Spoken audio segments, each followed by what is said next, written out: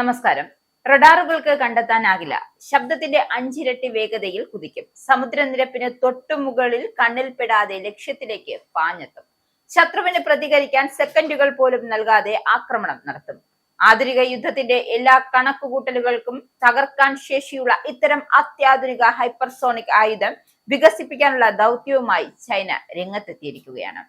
ശബ്ദത്തിന്റെ 5 ഇരട്ടിയിലധികം വേഗത്തിൽ സഞ്ചരിക്കാൻ ശേഷിയും താഴ്ന്ന ഉയരത്തിൽ റഡാറുകളുടെ കണ്ണുവെട്ടിച്ച് പറക്കാനുള്ള കഴിവും നിലവിലുള്ള വ്യോമ മിസൈൽ പ്രതിരോധ സംവിധാനങ്ങളെ മറികടക്കാനുള്ള സാധ്യതയുമാണ് ഈ പുതിയ സാങ്കേതിക വിദ്യയുടെ ഏറ്റവും വലിയ പ്രത്യേകത.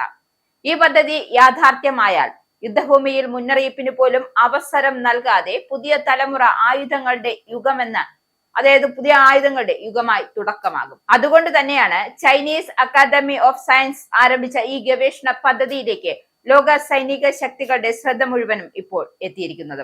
നിലവിൽ ലോകത്ത് ഉപയോഗിക്കുന്ന മിക്ക ഹൈപ്പർസോണിക് മിസൈലുകളും ഉയർന്ന ഉയരത്തിലൂടെയാണ് സഞ്ചരിക്കുന്നത്. അതിന് വിപരീതമായി എന്നാൽ ചൈന ഇപ്പോൾ പരീക്ഷിക്കുന്നത് കടലിന്റെ തിരമാലകൾക്ക് മുകളിലൂടെ താഴ്ന്ന ഉയരത്തിൽ പറക്കുന്ന ഒരു പുതിയ ആശയമാണ്. ഇതിലൂടെ റഡാർ കണ്ടെത്താൻ പ്രയാസകരമാവുകയും ശത്രുവിന്റെ പ്രതിരോധ സംവിധാനങ്ങൾക്ക് പ്രതികരിക്കാൻ ലഭിക്കുന്ന സമയം ഗണ്യമായി കുറയുകയും ചെയ്യും. ഹൈപ്പർസോണിക് ആയുധങ്ങൾ സാധാരണയായി ശബ്ദത്തിന്റെ വേഗതയുടെ 5 ഇരട്ടിയിലധികം വേഗത്തിൽ സഞ്ചരിക്കുന്ന മിസൈലുകളോ ഗ്ലൈഡ് വാഹനങ്ങളെയോ ആണ് സൂചിപ്പിക്കുന്നത്. ഇത്തരത്തിലുള്ള അതിവേഗം കാരണം അവയെ തടയുന്നതിന് നിലവിലെ പല മിസൈൽ പ്രതിരോധ സംവിധാനങ്ങൾക്കും വലിയ വെല്ലുവിളിയാണ്. എന്നാൽ ചൈനയുടെ പുതിയ ആശയം വേഗതയിൽ മാത്രം ഒതുങ്ങുന്നില്ല. കടൽ പരപ്പിനോട് ചേർന്ന് സഞ്ചരിക്കുന്നതിനാൽ ഭൂമിയുടെ വളവും പരിസ്ഥിതിയും ഉപയോഗപ്പെടുത്തി റഡാറുകളുടെ കാഴ്ചയിൽ നിന്ന് ഭാഗികമായി മറഞ്ഞു നിൽക്കാനുള്ള സാധ്യതയും ഇത് പരിശോധിക്കുന്നുണ്ട്. അതിനാൽ തന്നെ ഇത്തരം ഒരു ആയുധം വികസിപ്പിക്കുന്നത് അത്യധികം സങ്കീർണമായ ശാസ്ത്രീയമായ ഒരു വെല്ലുവിളി കൂടിയാണ്. താഴ്ന്ന ഉയരത്തിൽ വായു സാന്ദ്രത കൂടുതലായതുകൊണ്ട് വായു പ്രതിരോധം കുത്തനെ വർദ്ധിക്കും. അതിവേഗം സഞ്ചാരത്തിന്റെ ഫലമായി മിസൈൽ പുറം ഭാഗത്തേക്ക് അതിശക്തമായ താപനിലയും രൂപപ്പെടും. ഈ സാഹചര്യത്തിലും സ്ഥിരതയോടെ പ്രവർത്തിക്കാൻ കഴിയുന്ന പ്രൊഫഷണൽ സംവിധാനങ്ങൾ താപപ്രതിരോധ വസ്തുക്കളും വികസിപ്പിക്കേണ്ടത് ഗവേഷകരുടെ പ്രധാന ലക്ഷ്യങ്ങളിലൊന്നുകൂടിയാണ്. ഈ വെല്ലുവിളികൾ മറികടക്കാൻ ചൈനീസ് ഗവേഷകർ നൂതന എഞ്ചിൻ സാങ്കേതിക വിദ്യയെ ആശ്രയിച്ചാണ് മുന്നേറുന്നത്. പരമ്പരാഗത ജെറ്റ് എഞ്ചിനുകളെക്കാൾ കൂടുതൽ ത്രസ്റ്റും കാര്യക്ഷമതയും നൽകാൻ കഴിയുന്ന ഈ രീതി ഉപയോഗിച്ച് താഴ്ന്ന ഉയരത്തിലും ഹൈപ്പർസോണിക് വേഗതയിലും സഞ്ചരിക്കുന്ന വാഹനങ്ങൾ വികസിപ്പിക്കാം എന്നാണ് പ്രതീക്ഷ. അതായത് ഈ സാങ്കേതിക വിദ്യ ഇപ്പോഴും ഗവേഷക ഘട്ടത്തിലാണ് എങ്കിലും വിജയകരമായാൽ ഭാവിയിൽ മിസൈൽ വികസനത്തിന് പുതിയ വഴിത്തിരിവാകാനാണ് സാധ്യത. പദ്ധതിക്ക് നേതൃത്വം നൽകുന്നത് ചൈനീസ് അക്കാദമി ഓഫ് സയൻസിന്റെ ഇൻസ്റ്റിറ്റ്യൂട്ട് ഓഫ് മെക്കാനിക്സ് ആണ്.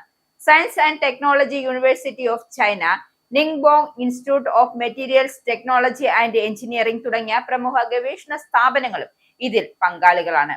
യുവ ശാസ്ത്രജ്ഞരുടെ അടിസ്ഥാന ഗവേഷണങ്ങൾക്ക് പിന്തുണ നൽകുന്ന ദേശീയ പദ്ധതിയുടെ ഭാഗമായാണ് ഈ സംരംഭം നടപ്പാക്കുന്നത്. അതേസമയം ഈ പദ്ധതി ഇപ്പോഴും ഗവേഷണ ഘട്ടത്തിലാണ് എന്ന കാര്യം ശ്രദ്ധിക്കേണ്ടതാണ്. പരീക്ഷണങ്ങളും സാങ്കേതിക പരിശോധനകളും പൂർത്തിയാക്കി പ്രായോഗിക സൈനിക വിന്യാസത്തിലേക്ക് എത്താൻ വർഷങ്ങൾ എടുത്തേക്കാം. പ്രഖ്യാപിക്കപ്പെടുന്ന എല്ലാ പ്രതിരോധ പദ്ധതികളും പ്രവർത്തനക്ഷമമായ ആയുധങ്ങളായി മാറണമെന്നില്ല.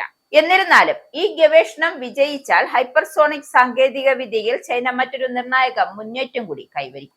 ചുരുക്കി പറഞ്ഞാൽ ചൈനയുടെ ഈ ഒരു പുതിയ ഹൈപ്പർസോണിക് ഗവേഷണ പദ്ധതി ഒരു മിസൈൽ വികസന ശ്രമം മാത്രമല്ല, ഭാവിയിലെ യുദ്ധതന്ത്രങ്ങളെയും ആഗോള സൈനിക സന്തുലിതാവസ്ഥയെയും സ്വാധീനിക്കാൻ സാധ്യതയുള്ള ഒരു വലിയ സാങ്കേതിക മുന്നേറ്റത്തിന്റെ സൂചന കൂടിയാണ്.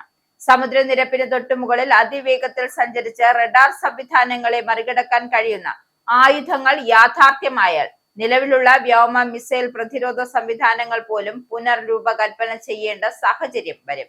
എന്തായാലും അമേരിക്ക, റഷ്യ, യൂറോപ്യൻ ശക്തികൾ എന്നിവ ഇതിനകം തന്നെ ഹൈപ്പർസോണിക് സാങ്കേതിക വിദ്യയിൽ വൻതോതിൽ നിക്ഷേപം നടത്തുന്ന സാഹചര്യത്തിൽ ചൈനയുടെ ഈ നീക്കം ആഗോള ആയുധ മത്സരത്തെ കൂടുതൽ ശക്തമാക്കും എന്ന കാര്യത്തിൽ സംശയം വേണ്ട.